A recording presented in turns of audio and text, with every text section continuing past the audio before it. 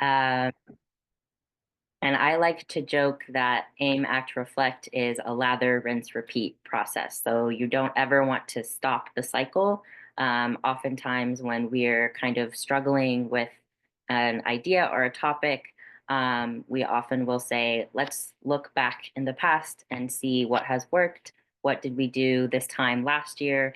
And we probably have it written down somewhere. So it's very useful to really lean into this process as much as possible.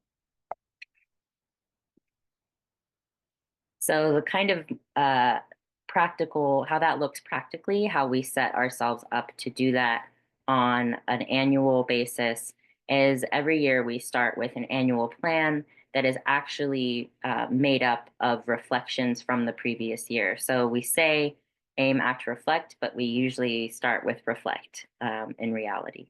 So when we come up with our annual plan, we identify the high level North Star of where we want to go for the year.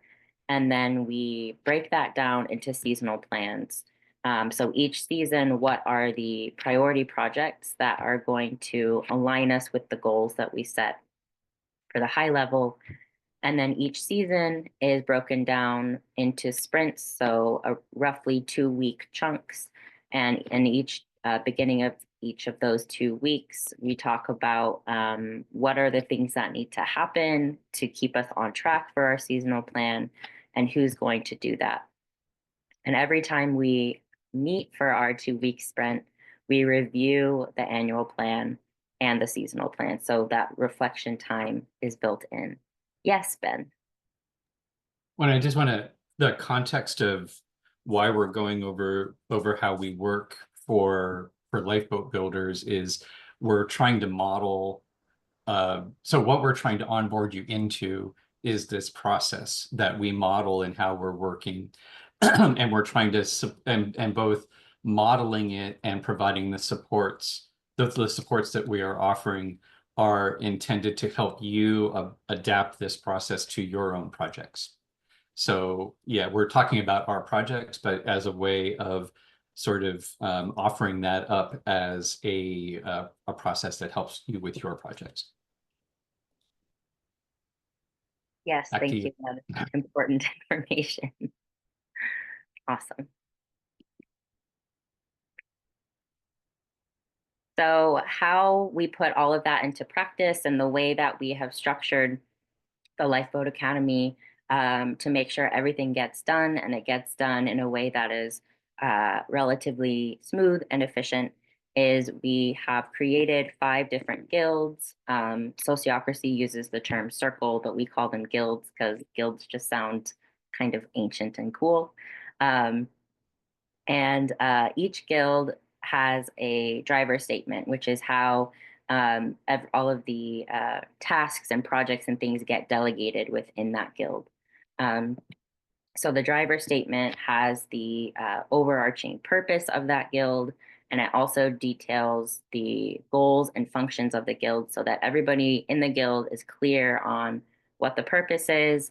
And this also makes it easier for when things come up in our coordination circle, which I'll talk about in a minute. We can be clear on what belongs to which guild. So it just keeps things really clear. And I also acknowledge that these boundaries are not solid; they are permeable. So it's allowing for an exchange of information between the guilds, which I kind of just spoke to, the interconnection with other guilds. And the coordination circle is where we do that sort of 2 week sprint planning. So every other Monday, uh, members of each of the guilds meet and give updates on where the guild is at, what has happened recently, where are we headed, and we can work out any tensions or conflict between guilds or any questions about who's going to be doing what. And here's just a graphic showing kind of how we have um, envisioned the Lifeboat Academy as an organism. There's no need to like understand this or see all of the parts, just kind of to give a visual of how we kind of conceptualize everything working together. So the And guilds are the organs of the organism that animate the organism and do all of the specific things that keep our organization going.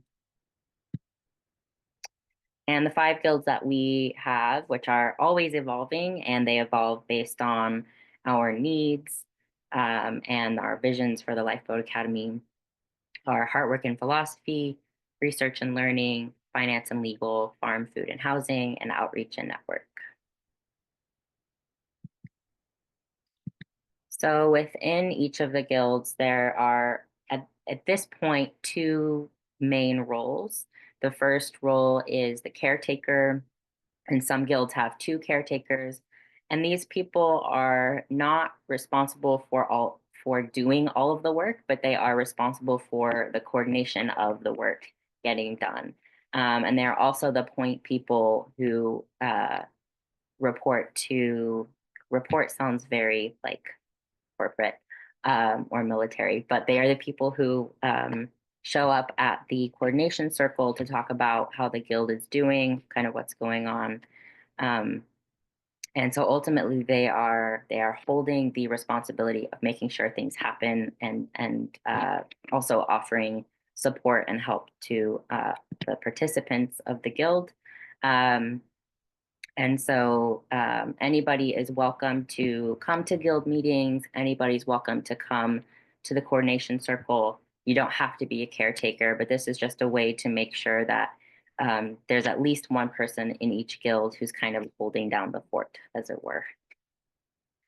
And another important piece of how we participate in guilds is um, there are people who are in more than one guild. So beyond just the coordination circle, there will usually be somebody in a guild meeting who can give context or history or background about what another guild is doing in relation to the topic at hand. So there's lots of kind of cross pollination and communication and transparency in the way that we work.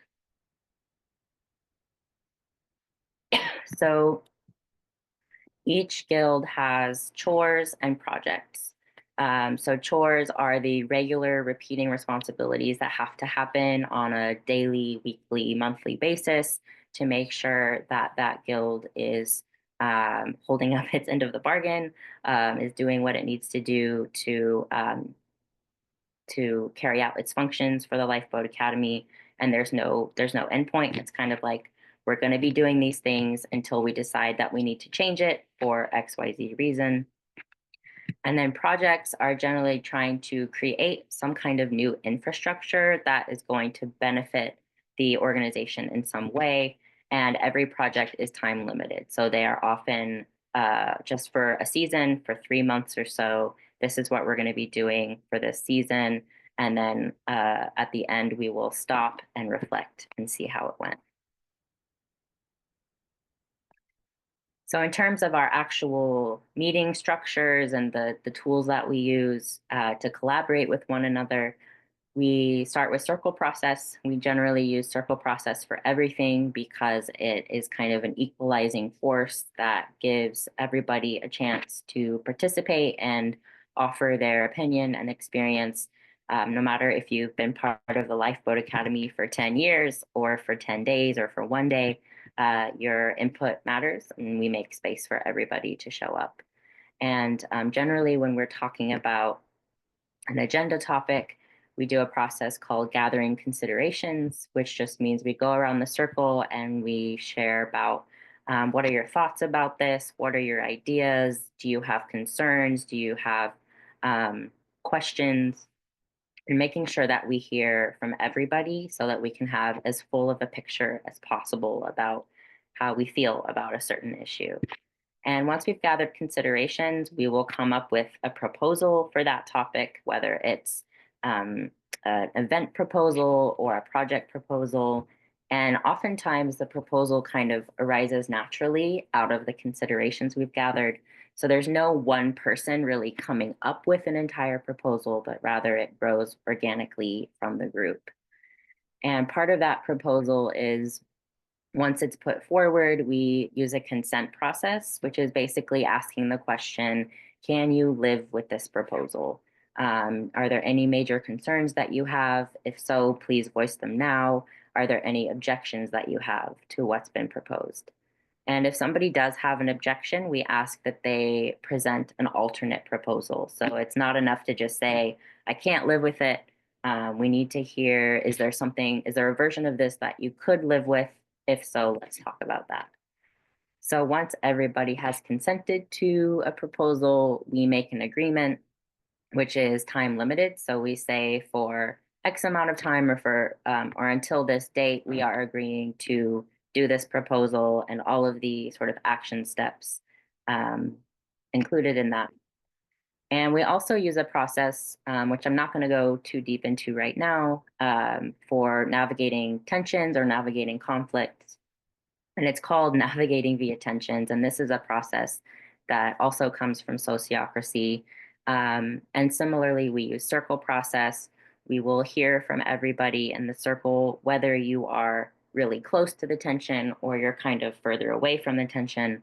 What does it seem like the tension is to you? And then we have kind of a 5-step process to really unearth the tension, see what's motivating it, see what's underneath it, and hopefully come to some action steps around what can we do, having heard, more information about what's going on.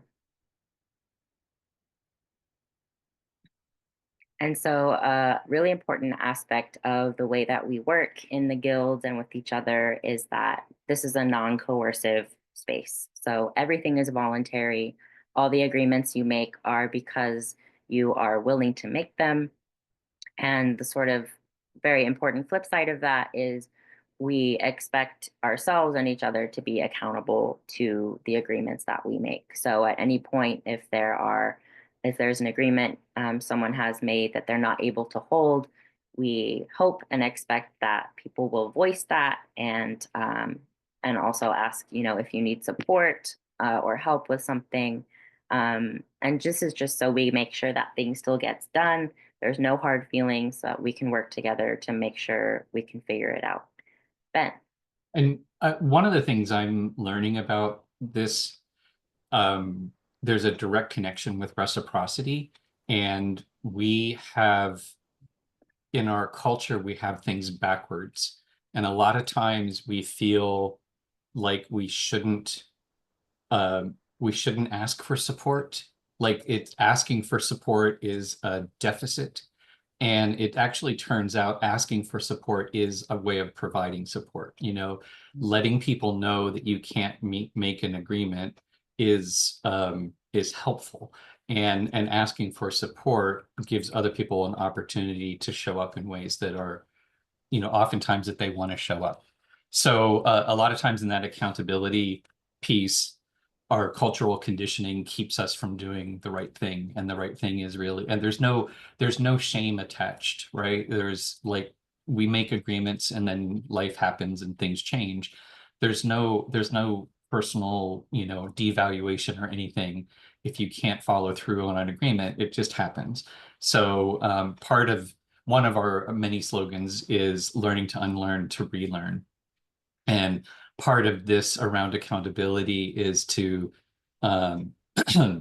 defuse all of that idea that somehow you're supposed to be perfect and you're supposed to just be able to, perfectly predict the future and and suck it all up. So anyhow, that's part of the context that we're trying to create. Is the accountability is not meant to be a straitjacket or a hair shirt.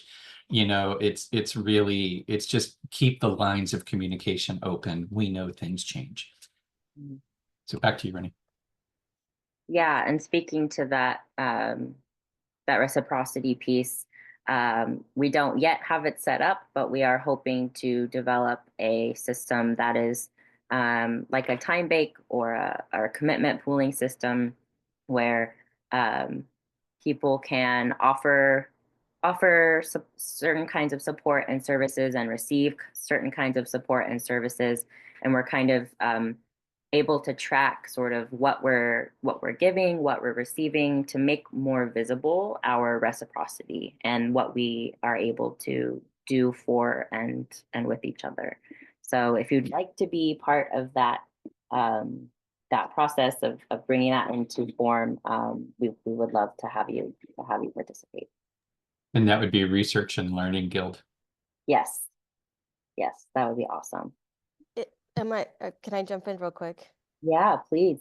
No, it's just I'm semi-volunteering already, but on like a if helpful, because we're doing something similar at the Impact Collective in terms of like a time bank, because it's very much like volunteer run as well, and so but we wanted to have some kind of valid valuation or something to it.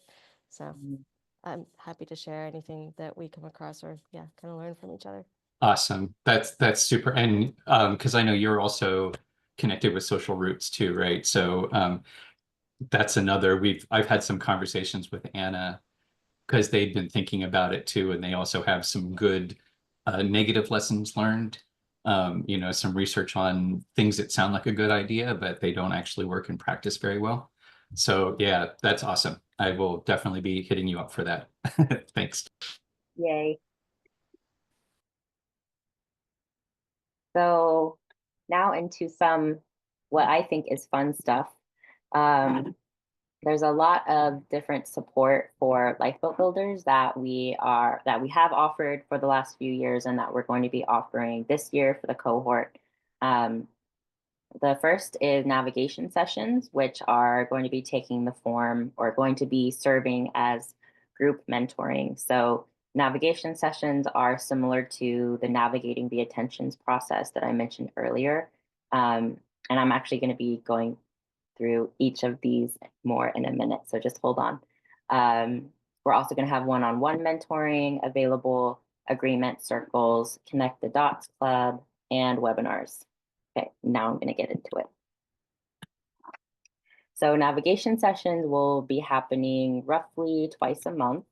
We use circle process for them, and each circle topic will be some kind of tension related to lifeboat projects. So something that is likely multiple people may be having to deal with, such as getting people to be engaged or conflict within your group or something like that.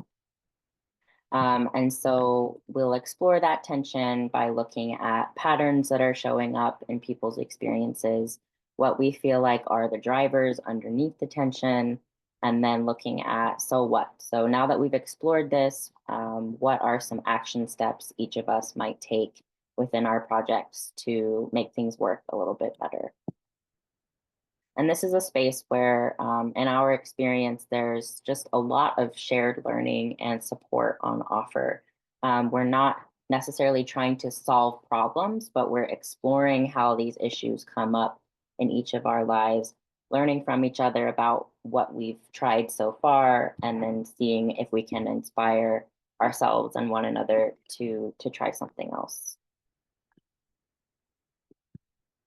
We also have one-on-one mentoring available. This is a picture of Ben and me shoveling poop on the farm a few years ago. Mentoring only happens while you are shoveling shit, Yes. one way or the other.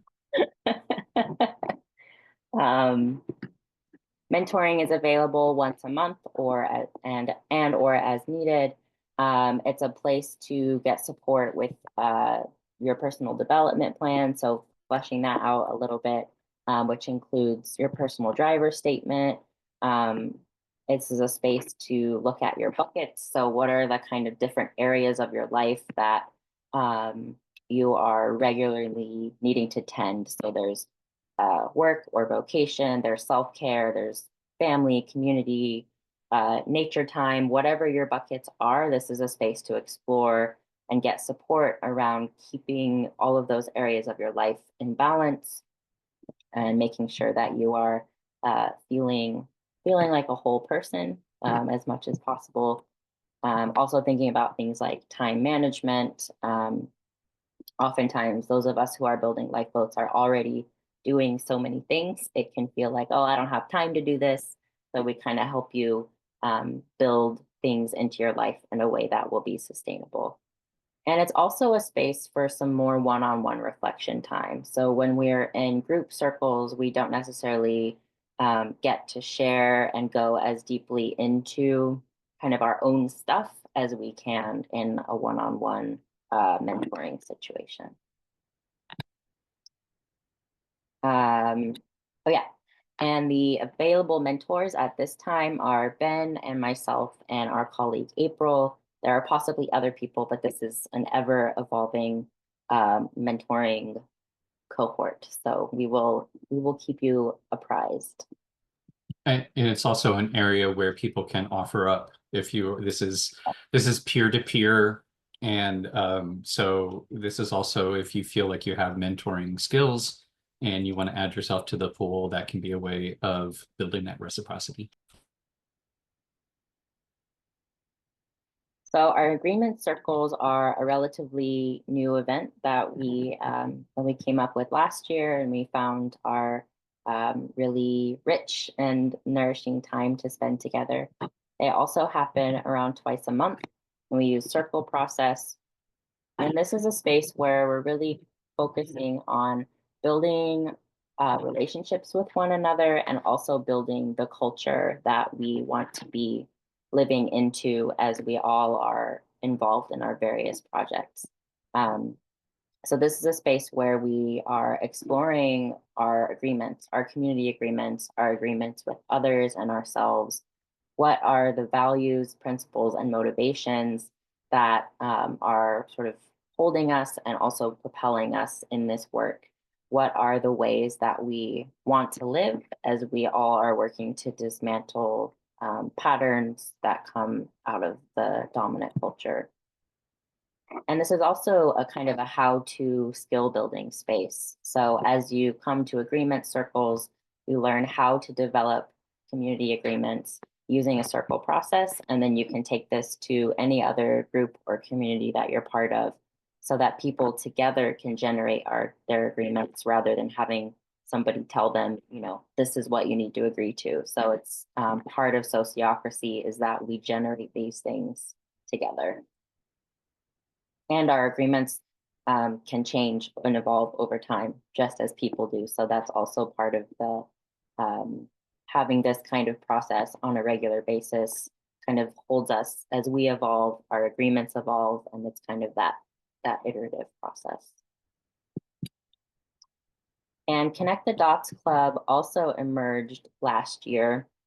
And each series of Connect the Dots it's a series of multiple circles around a specific framework or topic.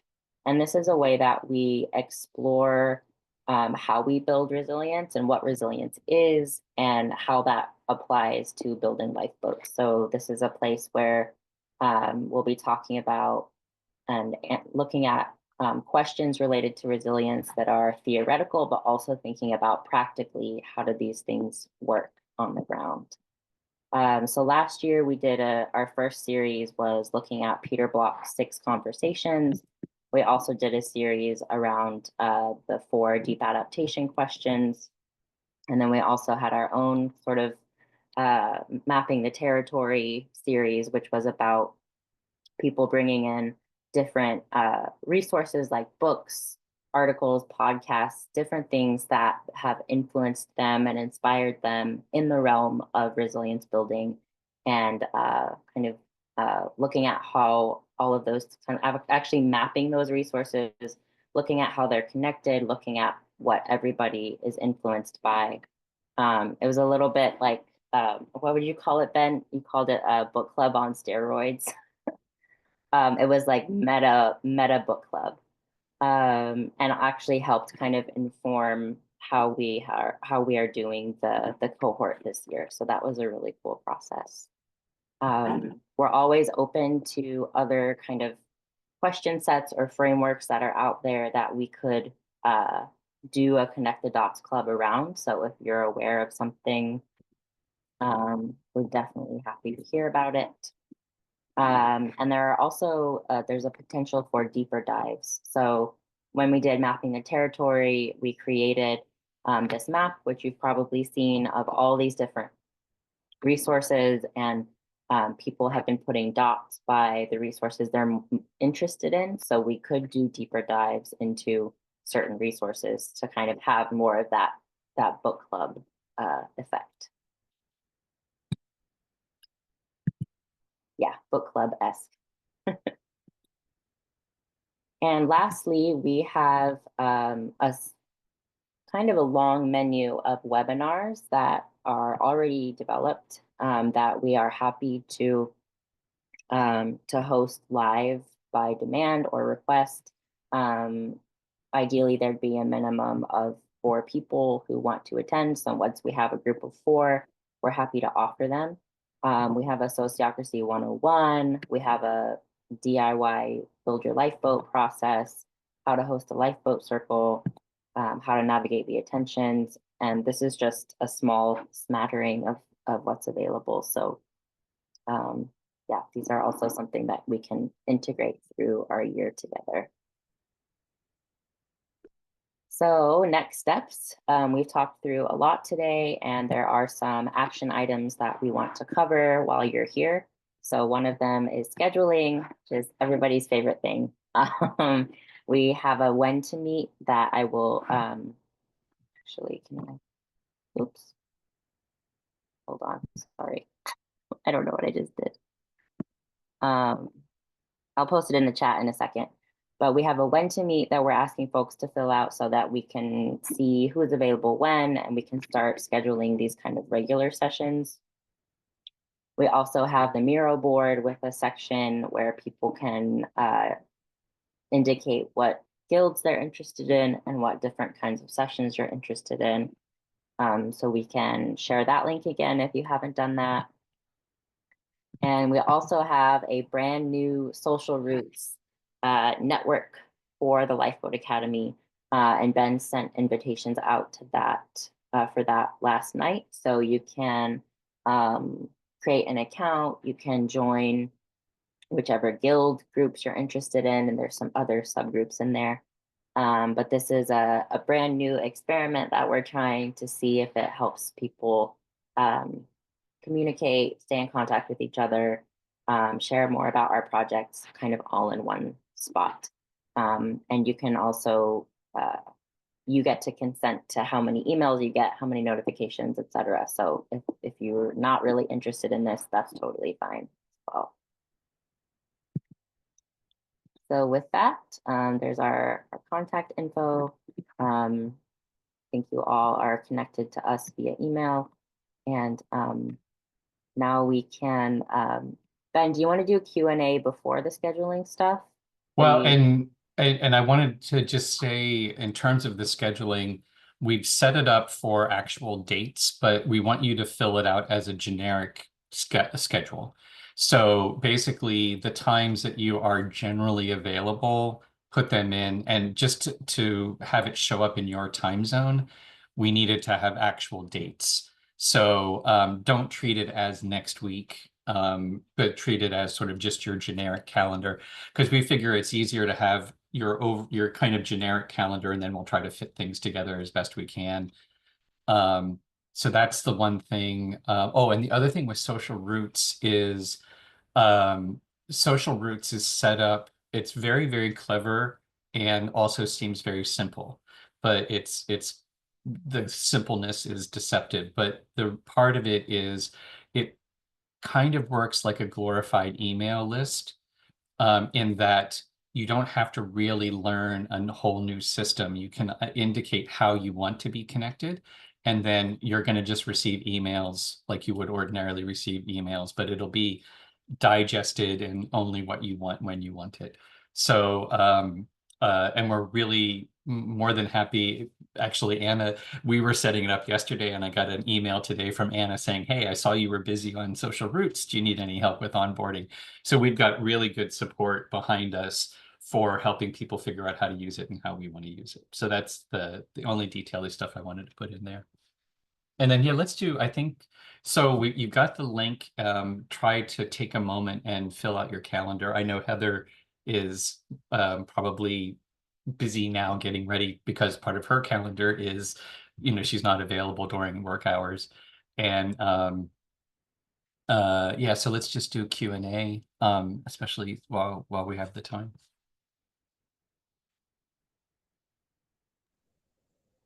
Thanks, So guys. any Yeah, no. questions? Well, I am busy for filling in the calendar right now, so I'm multitasking. But no, it looks well, in terms of the calendar fillings, looks pretty helpful and standard, so that's great. I don't know if I have any questions yet. I think it's great in terms of the oversight. I'm both like excited and overwhelmed at the same time, but like overwhelmed where I know I can opt into whatever and there's no guilt inflicted, Mhm. but excited because I'm like, oh, great. Yeah, I'm ready to learn about a lot of these things. And it's almost like self-inflicted overwhelm because I'm like, I kind of want to do everything, but I know that's probably not reasonable Mhm, either. So, mhm. or possible. Well, and that's great to bring that up. And one of the things we are part of my learning has been that, and it's one of our recent mottos is it's about the how, not the what. How you approach it is more important than or focusing on the process itself and feeling into the right um, comfort zone's the wrong word. There's this concept by Vygotsky, the zone of proximal development, which is an education language, where if you stay in the comfort zone, there's no learning, there's nothing happens. If you go into the freak out zone, there's no learning. You hit overwhelm, you shut down. What you're looking for right now, what we're always looking for is that area where it feels a little scary but Mm, not too scary. And that process itself, that's part of why iteration is so valuable because it's a moving target and sometimes you're going to hit overwhelm. Sometimes you're going to take on too much and sometimes you're not going to take on enough. And basically learning how to feel into that and to turn the dial. That's why the accountability part is like, oh, I've got to dial this back a little and I've got to dial this up a little. So really, it's the process of feeling into balancing the overwhelm and the excitement that this is all about. So fractal planning, where you take big goals and break them down into smaller and smaller chunks.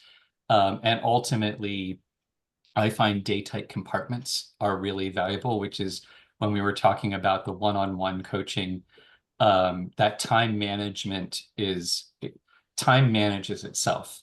What you're really managing is your attention and where you're putting your attention. And ultimately, you only have today, right? So there's what you're going to put off till tomorrow and what you're going to focus on today. That's it. That's your only time management decision. And doing it in a way where when you wake up tomorrow, you're not wrecked. When you wake up tomorrow, you can do tomorrow, and then when you wake up the day after that, you can do the day after that. So anyhow, it's good to bring it up because I think it's actually one of the key things that we're talking about. The key skill is really being able to manage that excitement, like, dialing it up so that you're in the zone and then dialing it back when it starts to feel like you're getting into the red zone. yeah. Okay. And yeah, and I actually, Marnie, while you were talking, and I was like, I identified that part of me where I'm like, ooh, I'm gonna be learning new stuff, which it doesn't happen that often. Well, I haven't done enough of it recently, but it's exciting because it's like, yeah, working a different part of your brain versus kind of being the like not expert, but like doing the same stuff that you do every day or that you've become used to. So mixing things Mhm. up a little will be fun. Yeah. And getting that ratio right. It's like you don't want to just build on what you're good at, right? And there's a concept of atomic habits, right? Where you learn new habits by connecting them to existing good habits, right? Mm, So it's always this balance, right? A little mostly stick in your lane, right? Do what you're good at and stretch a little here. mhm. Yeah. I have a question about scheduling, um, because I'm also filling it out. Should I fill it out? Um, I'm primarily thinking about the coordination circle. Like, should I fill it out with the idea that the coordination circle could change? Yeah. Okay, so just my general, okay. Yeah, I was thinking the same thing. Don't put in or guild meetings, right? Guild meetings and coordination. So even though they're scheduled right now, they could move. So just put it in for your own availability, not Lifeboat.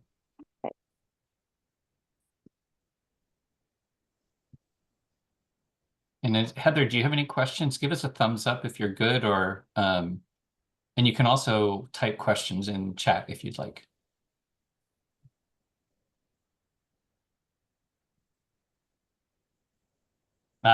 Okay. Have a good day.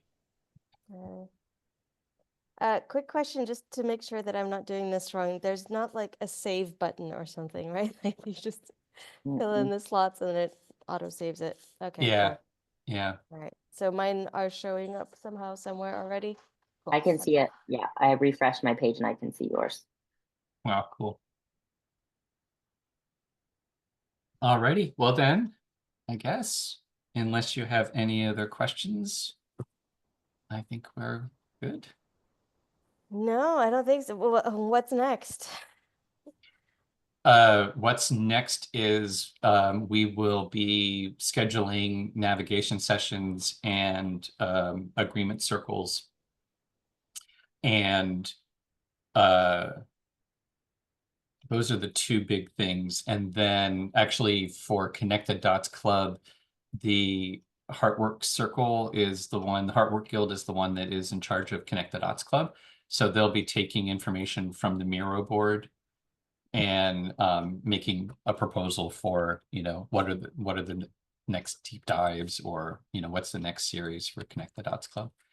And yeah, and sign up for social roots, or, to join the group. And then that'll be how we will manage our communications. I think that's it. Cool. Yeah, I remember. I realized I signed up for a few things. So again, I'm a little bit lost right now on what that actually means or what I need to do. But I guess just attend the meetings and they'll figure it out, right? Yeah, and you'll get whatever, basically what you sign up for, you'll start getting emails that will be inviting you to meetings, or making requests. So and I'm trying to remember because you are interested in a couple of the guilds, and so you should already be getting email invitations when the guild meetings happen. Hopefully that's already been happening. I think I signed up. I'm looking at it right now. I signed up for the Heartwork and Philosophy Guild, and I thought I'd also done the research and learning, but maybe not. Yeah, I didn't want to make sure that I like overloaded it. Oh, because some of the other things like coaching and mentoring and stuff, Uh, but those aren't the guilds, right? Yeah. So the coaching is always available in terms of we have a Calendly link where you can, book times. And Oh, I guess because I also didn't realize whether it was like offering coaching or mentoring. oh, I'm happy to do that. it is, well, and kind of I think of them as the same thing. Usually by offering coaching, you also get coached in a way, but it is needing coaching, would Got like it. coaching and support. Cool. Yeah, that's a good distinction. Yeah, yeah. The mentoring, the navigation sessions we are thinking of as peer-to-peer mentoring. And the process itself, everyone's skill, everyone's experience comes out. So, everyone's mentorability is comes out in the navigation via tensions process. And so when Ronnie was identifying the mentors as me, April, and themselves, then that's who you can schedule a one-on-one time with at this point. And if you want to offer to be part of that group, then let's set up a meeting and we can sort of talk through what that might look like. Sounds good. Yeah. Cool. Well, thank you guys. Thank you so Mhm. much for being here and for your questions. No problem. Anything I can help with at this point? Fill out the schedule and make sure. No, you're already. I know you've done your thing on the Miro board, and yeah, I think it's just respond to emails as they come in and let us know if you need anything. We're part of this, part of the iterative emergent way of working is we'll just see what comes up. Fair enough. Yeah, it Yeah. works for me. Cool. Great. Yeah. No, thank you. Awesome. Have You. a great afternoon, evening, and we'll see you soon. Thanks. Have a great day. Bye, Bye guys. bye. Bye. All right, We did it. we did it. Good Yay. job. Yeah, Thank that was you. really good. Awesome. See you Friday. Sounds Or good. or tomorrow? No, you're not. You don't have any meetings tomorrow. I've got Yeah, meetings I know. tomorrow. Yes. Have fun. Bye.